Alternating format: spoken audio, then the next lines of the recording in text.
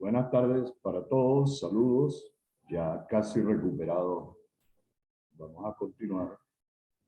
El material que vamos a analizar en este video lo voy a poner en pantalla, tema 1, lección 2. Voy a compartir la pantalla. Aquí lo tenemos.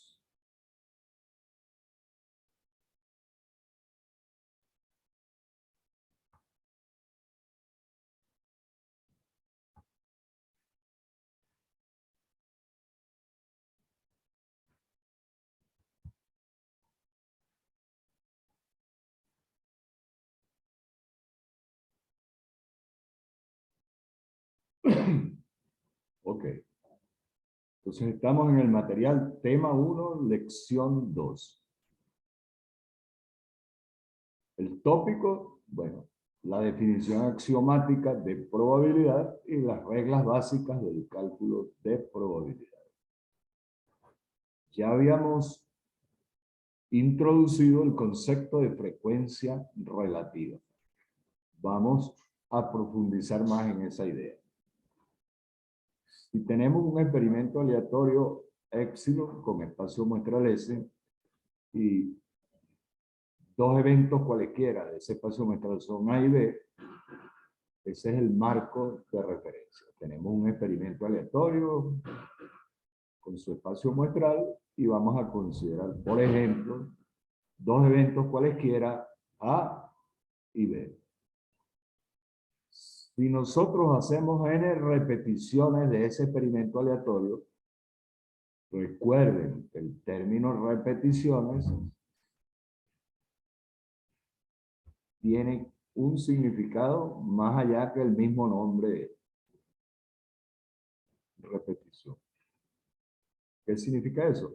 Bueno, primero que el experimento se puede repetir y repetir significa realizarlo indefinidamente bajo condiciones esencialmente iguales.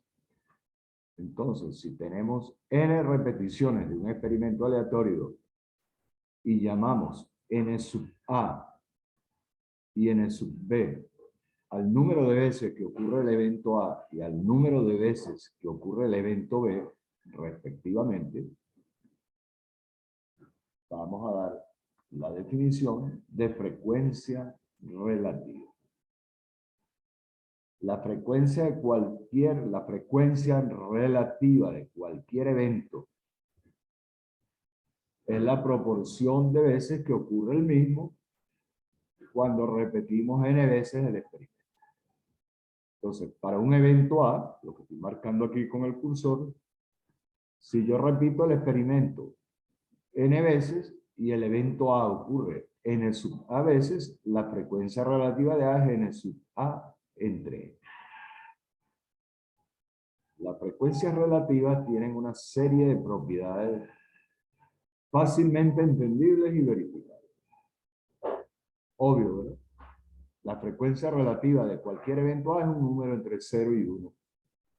Es decir, una frecuencia relativa la podemos interpretar como una proporción y también, si queremos, como un porcentaje. La frecuencia relativa de un evento vale 1 solamente si ese evento ocurre todas las veces que repitamos el experimento. Y la frecuencia relativa de un evento vale 0. ¿Cuándo? Cuando el evento no ocurre ninguna vez en las n repeticiones experimentales. Si A y B son un par de eventos mutuamente excluyentes, la frecuencia relativa de A unión B es la frecuencia de A más la frecuencia de B. ¿Por qué? Porque A unión B solamente puede ocurrir si ocurre A nada más o si ocurre B nada más. Porque A y B no pueden ocurrir al mismo tiempo porque son mutuamente excluyentes. Cuando el número de repeticiones es suficiente del experimento es suficientemente grande, es decir, n tiende a infinito, se puede demostrar que la frecuencia relativa, se puede demostrar empíricamente, experimentalmente, que la frecuencia relativa de cualquier evento del espacio material converge a un valor límite. Es decir, si n tiende a infinito, la frecuencia relativa de cualquier evento A tiende a un valor límite. Ustedes mismos lo pueden comprobar en sus casas. Se ponen a lanzar una moneda. Supongamos que la lanzan todas las veces de forma más o menos similar y que esa moneda tiene dos lados distintos y está bien balanceada. Si ustedes hicieran eso en su casa, podrían comprobar, por ejemplo, que si hacen 1000 lanzamientos, hacen 500 más para llegar a 1500 y así sucesivamente, van a observar que a la larga, eso lo pueden hacer ustedes, alrededor del 50% de las veces les va a salir cara y alrededor del 50% de las veces les va a salir cero. O sea, esa convergencia, ustedes pueden, o con una moneda, o con un dado, o anotan un número grande de días, si en cada día llovió o no llovió, eso lo pueden verificar. Entonces, si la frecuencia relativa tiende a un valor límite, y hemos dicho, si la definición es que la frecuencia relativa de A es la proporción de veces que ocurre el evento A, ya lo dijimos anteriormente, que esa frecuencia relativa es una estimación de la probabilidad del evento A. Pero ese valor límite constituiría la mejor aproximación o estimación posible del verdadero valor de la probabilidad. Entonces, en este enfoque frecuencial o frecuentista, simplemente definimos que la probabilidad de A puede considerarse como el valor límite de la frecuencia relativa de ese evento A. Esa propiedad de que a la larga las frecuencias relativas de los eventos se estabilizan en torno a un valor límite se denomina estabilidad estadística. Claro, surge la pregunta, ¿n tiende a infinito? O sea, ¿qué significa eso? ¿Cuán grande debe ser n para que la frecuencia de un evento esté en un valor límite? Bueno, más adelante vamos a ver, de eso se ocupa un teorema que llamamos la ley de los grandes números, que nos permite determinar n de tal forma que la diferencia entre la frecuencia relativa y el verdadero valor de la probabilidad sea tan pequeño como nosotros queramos. Es decir, más adelante, cuando estudiemos, eso ya es al final del curso, cuando estudiemos ciertos teoremas que se llaman teoremas límites, vamos a poder determinar cuántas repeticiones hay que hacer para que nuestra frecuencia relativa se aproxime bien al verdadero valor de la probabilidad de un evento cualquiera.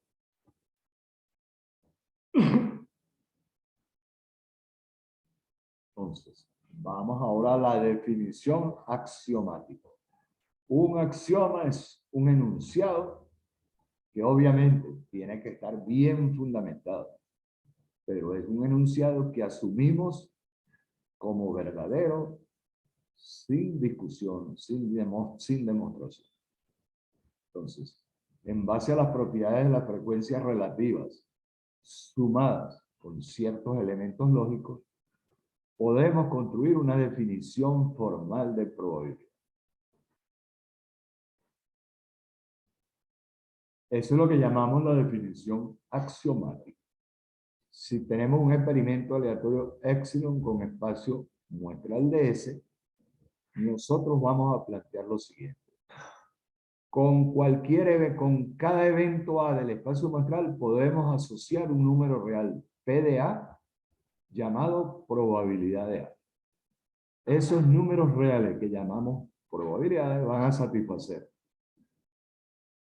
La probabilidad de cualquier evento A es un número entre 0 y 1. Eso se sigue directamente de las propiedades de la frecuencia relativa. La probabilidad del espacio muestral es 1. Aquí me detengo un poquitico.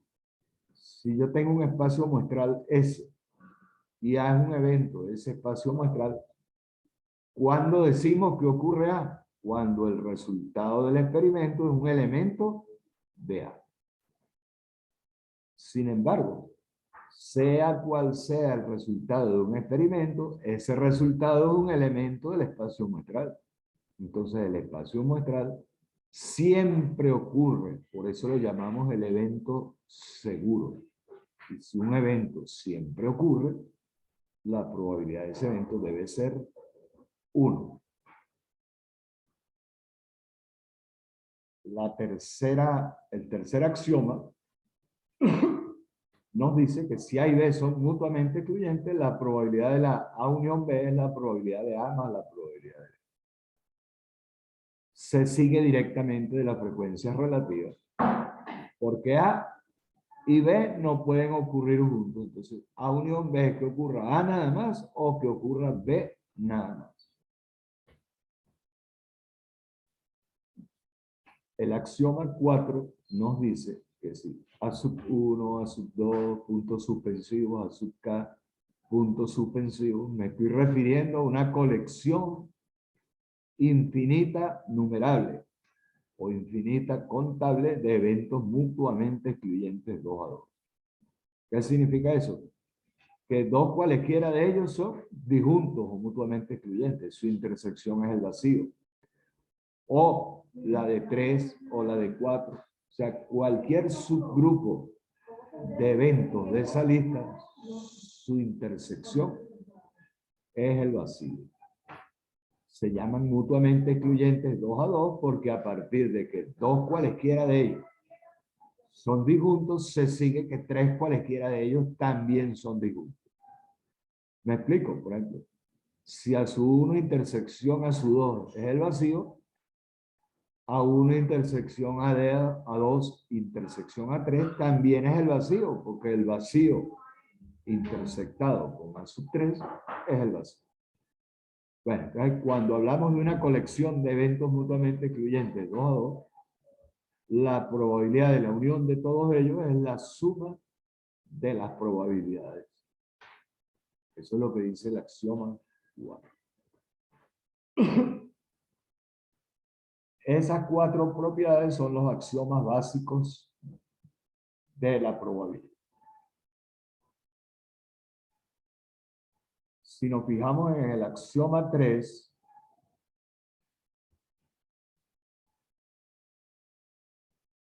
del axioma 3, por el principio de inducción matemática, si en lugar de referirme a una colección infinita numerable o infinita contable de eventos mutuamente excluyentes, si considero que ahora son K eventos mutuamente excluyentes 2 a 2, A1, A2, hasta sub K. Bueno, del axioma 3 se sigue por inducción que la probabilidad de la unión de K eventos mutuamente excluyentes 2 a 2 es la suma de las probabilidades. Muy sencillo de probar. El axioma 4 no se sigue, no se puede demostrar directamente del axioma 3. Hay que recurrir a un poco más a un nivel más avanzado de cálculo para establecerlo. Hay que hacer uso de unos lemas y unos teoremas especiales. ¿Cuáles son las reglas básicas de cálculo que debemos conocer y manejar? Regla 1. Si phi es el conjunto vacío, la probabilidad del conjunto vacío es 0. Cuando realizamos un experimento aleatorio, lanzar una moneda y anotar qué lado de la moneda quedó mirando hacia arriba, ya hemos convenido en otras conversaciones que el espacio muestral es cara, sello, o lo podemos representar con símbolos. C para cara, S para sello. Fíjense que en esa representación del espacio muestral, yo no incluyo que la moneda caiga de canto o parada, o que la moneda se pierde y no podamos saber qué lado quedó mirando hacia arriba. ¿Por qué no lo incluimos? Porque intuitivamente, que eso pase es sumamente inverosímil, debe ocurrir una vez en 10 millones de veces. Por lo tanto, un resultado que sea sumamente difícil que ocurra debe tener probabilidad cero. Entonces, la línea de razonamiento es que ese resultado forma parte del espacio muestral, pero que es un evento imposible. Es decir, que nunca ocurre y que tiene probabilidad. Que nunca ocurre casi con absoluta certeza y que tiene probabilidad cero. Entonces, la línea de análisis. El conjunto vacío intrínsecamente es un elemento de todo espacio muestral, aunque no lo digamos expresamente en la descripción del espacio muestral. Entonces, para cualquier evento A unido con el vacío, ahí hay un errorcito, vamos a corregirlo, lo voy a corregir y lo corrijo en el archivo que está en el aula, o sea, en PDF y en Word. No, no hay nada que corregir. Si yo digo que A unión phi, ¿qué es? A, porque phi es un subconjunto de A. ¿Sí? El conjunto vacío no contiene ningún elemento. Y unido con A, ¿qué queda? A. Si phi no tiene ningún elemento del espacio muestral, entonces A unión con phi es A. Y además, A y el vacío son mutuamente excluyentes. Entonces, del axioma 3 se sigue que la probabilidad de A unión phi es probabilidad más probabilidad de phi.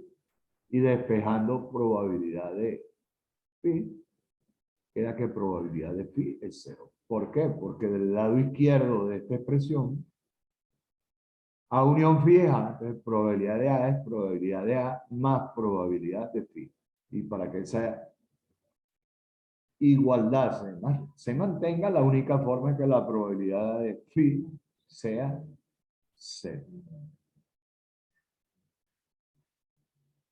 La regla 2 de cálculo es A con una barrita arriba es A complemento o A complementario. A con una barrita arriba, A complemento, lo llamamos el complemento de A o el evento opuesto de A o el evento complementario de A o simplemente A complemento. Entonces, si A complemento es el complemento de A, la probabilidad de A es 1 menos la probabilidad de A complemento.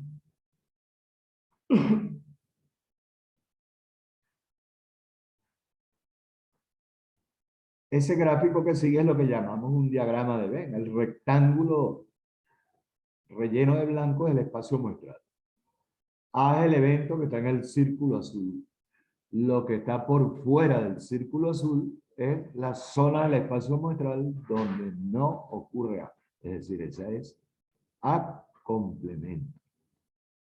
Lo que nos dice de ese diagrama que A complemento es el evento que ocurre si solamente no ocurre A.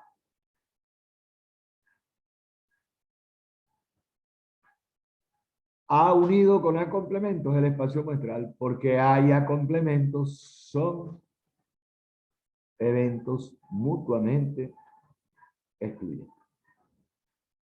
Deberíamos ponerlo aquí, ¿verdad? Vamos a acomodarlo. Yo creo que se entiende, pero me disculpan las manías.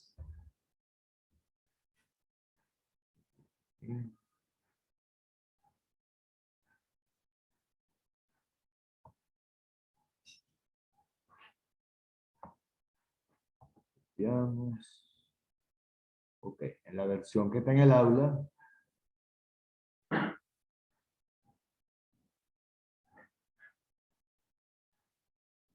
yo la acomodo, la sustituyo y ya lo usamos.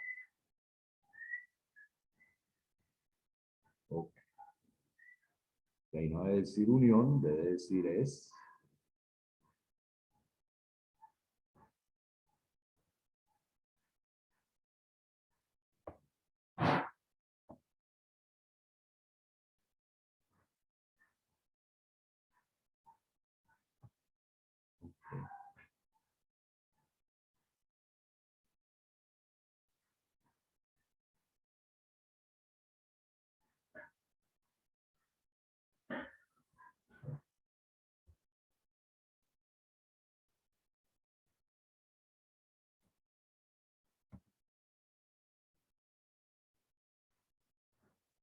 Tengo que hacer con el teclado en pantalla.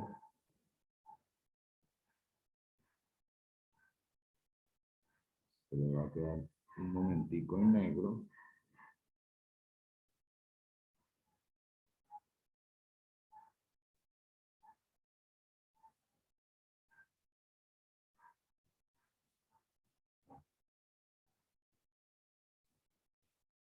Eso no era un error, sino que simplemente para que no queden dudas.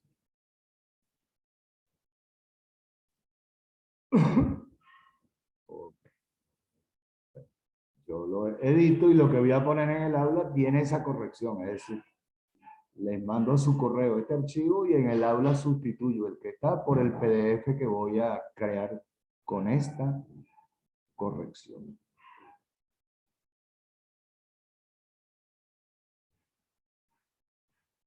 De acuerdo al axioma 2, como A unido con A complemento es S, entonces la probabilidad de A unido con A complemento es la probabilidad de S.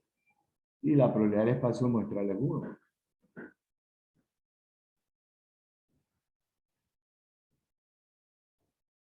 Por el axioma 3, la probabilidad de A unido con A complemento es la probabilidad de A más la probabilidad de A complemento. Y eso vale 1. ¿Por qué? Porque la probabilidad del espacio muestral A y A complemento son disjuntos, pero A y A unido con A complemento, por esta ecuación, es probabilidad de A más probabilidad de A complemento. Y de ahí se despeja fácilmente que la probabilidad de A es 1 menos la probabilidad de A complemento. Déjenme ver si la secuencia es lógica. Sí. Porque cuando yo digo que la probabilidad de A unión A complemento es esto, pero es una identidad triple, ¿verdad? Pero eso también es igual a la probabilidad de S, por eso es que va ese 1 ahí. Y al despejar P de A es 1 menos probabilidad de A complemento. La regla 3. Esta es la regla de la suma de las probabilidades para dos eventos. Es una versión generalizada del axioma 3. ¿Ok? Entonces, la regla para determinar la probabilidad de la unión de dos eventos cualesquiera es probabilidad de A unión B, probabilidad de A más probabilidad de B, menos la probabilidad de la intersección. El diagrama de Venn que está allí nos permite demostrar eso fácilmente. El evento A yo lo voy a descomponer en dos pedacitos, que son A intersección B complemento y A intersección B. Mientras el evento B lo voy a descomponer en dos pedacitos, que son A intersección B y A complemento intersección B. Repito, el evento A es la unión de esto que estoy dando vueltas con el puntero con esto. Y el evento B es la unión de esto con esto. Entonces, mientras que el evento A unión B es todo esto que estoy recorriendo todo esto.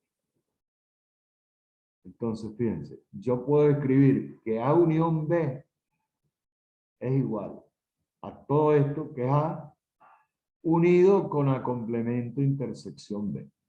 Pero esas dos regiones son disjuntas. Entonces, igual, yo puedo decir que el evento B es este pedacito A intersección B unido con A complemento intersección B. Es decir, tengo dos eventos A unión B y B, los estoy expresando cada uno de ellos como la unión de dos eventos disjuntos. Entonces, cuando aplico el axioma 3, me queda probabilidad de A unión B, probabilidad de A, más probabilidad de A complemento intersección B. La suma, ¿por qué? Porque los dos pedacitos en que descompuse A unión B son disjuntos. Y la probabilidad de B es la probabilidad de A intersección B más la probabilidad de A complemento intersección B. ¿Por qué? Porque B lo descompuse en dos componentes disjuntos. O sea, la primera expresión le resto la segunda. Y aquí está. Me va a quedar que probabilidad de A unión B menos probabilidad de B es probabilidad de A menos probabilidad de A intersección B, porque este término se simplifica, este con este, y luego paso a probabilidad de B al lado derecho. ¿Y qué nos quedó? Probabilidad de A unión B, probabilidad de A, más probabilidad de B, menos probabilidad de A intersección B. La regla 3, que es para dos eventos, la podemos extender a tres eventos. Es decir, si tengo tres eventos A, B y C, la probabilidad de A unión B, unión C es la suma de las probabilidades, luego le resto las probabilidades de las intersecciones de cada dos eventos y sumo la intersección de los tres eventos. Allí tienen la demostración, ¿verdad? Ustedes lo que hacen es escribir, ¿verdad? Esta es la idea básica. El evento A unión B unión C lo puedo escribir como A unión B unido en un solo evento, unido con C. Entonces, aplico la regla 3. ¿Y qué me queda? Probabilidad de unión B más probabilidad de C menos la probabilidad de A unión B intersección C. De acuerdo a las propiedades de las operaciones con los conjuntos, A unión B intersectado con C, esa es la propiedad asociativa, es la unión de A intersección C con B intersección C. Entonces, esto será aplicando nuevamente la regla 3. Esto será, este término que estoy marcando aquí es probabilidad de A más probabilidad de B menos probabilidad de A intersección B.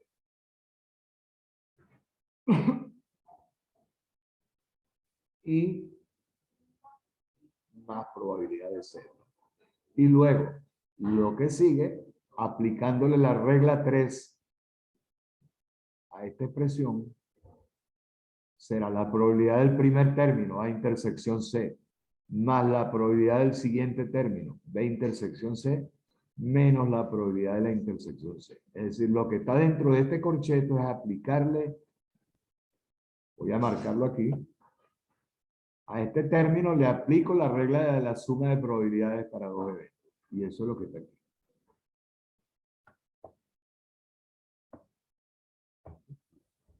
Eso que está aquí. Bueno, y de ahí simplemente rompiendo el corchete y cuidando los signos, queda que la probabilidad de la unión de tres eventos es la suma de las probabilidades individuales menos la suma de las probabilidades de las intersecciones de cada dos eventos, más la probabilidad de la intersección de los tres eventos. La regla 5. Si un evento A está contenido en otro evento B, necesariamente la probabilidad de A es menor o igual que la probabilidad de B. Creo que ese era un ejercicio de la guía.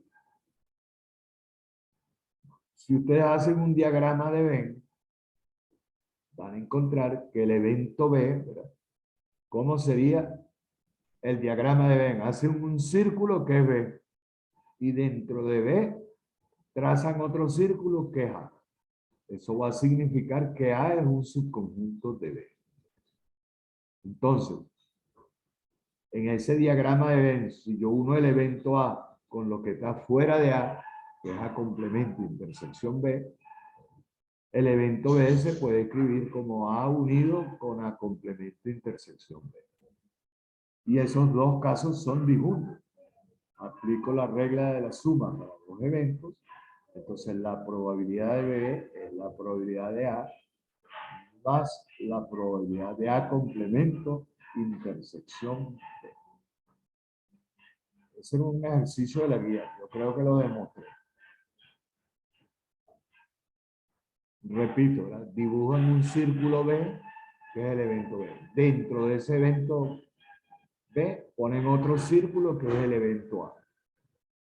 La franja que queda separando a B de A es A complemento intersección B. Entonces, esto que está aquí sale de ese dibujo. Aquí aplican, y esas dos franjas, esas dos zonas son dibujos. Entonces, la probabilidad de B es la probabilidad de A más la probabilidad de A complemento intersección B. Y eso es mayor o igual que PDA, porque por el axioma de 1, este término es un número mayor o igual que 0. El axioma nos dice que una probabilidad es un número entre 0 y 1. Entonces queda que la probabilidad de B es mayor o igual que la de PDA. Cambian el sentido de la desigualdad y resulta que probabilidad de A es menor o igual que la probabilidad de B. Era lo que queríamos probar. Bueno, creo que salió corto, ¿verdad? Hoy es sábado, mañana domingo les grabo el video de la lección 3. Y si me da tiempo avanzo un poco la lección 4 también y la lección 5, para que el lunes nos quede solamente el video de las lecciones 6 y 7 y podamos poner la tarea 2.